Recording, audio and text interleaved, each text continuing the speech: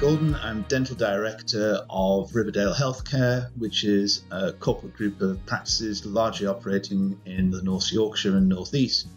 I've been a dentist since 1984, established a number of dental practices before joining with Riverdeilo a couple of years ago.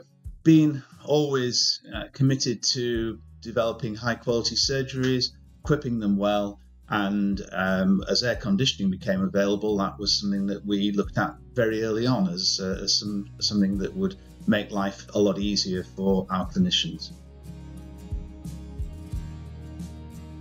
The obvious problem with air conditioning was keeping surgeries at an ambient temperature for working during a normal summer. The problem became acute at the beginning of the COVID pandemic. I was invited to join a webinar about air purification and how in South Korea they dealt with the SARS-1 pandemic by using air filtration, air purification to get back to normal much earlier than had perhaps been expected. And I was really interested in that whole technology. We're working in closed surgeries. We haven't got any natural ventilation in some of the surgeries. In fact, the majority of surgeries wouldn't have forced ventilation.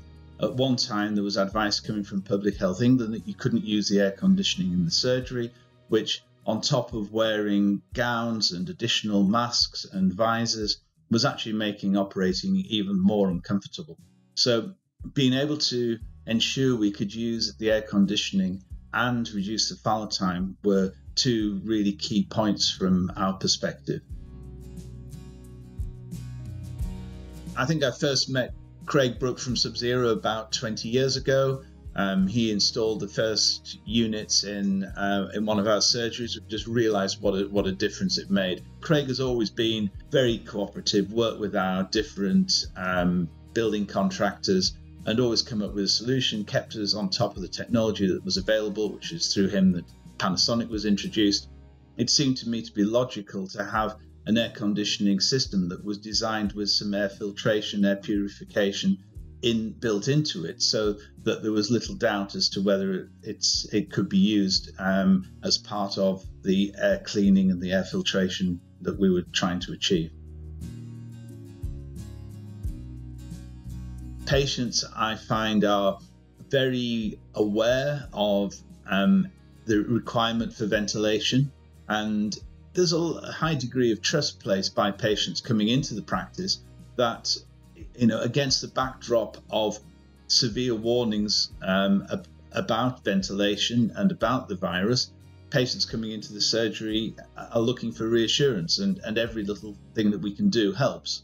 I'd always recommend air conditioning in a dental surgery and wouldn't like to have to work without it. Now, I would just ask somebody to ask themselves the question, why wouldn't you add this additional benefit? If you're going to invest in air conditioning, even if it adds a little bit of additional cost, it's all adding to your ability to say to inspectors such as the CQC that you've gone as far as you possibly can to try and mitigate for any spread of virus or any respiratory infections within the surgery. So, it's worth, if there is a slight price premium for this, then why not pay for that just to help with the mitigation of risk?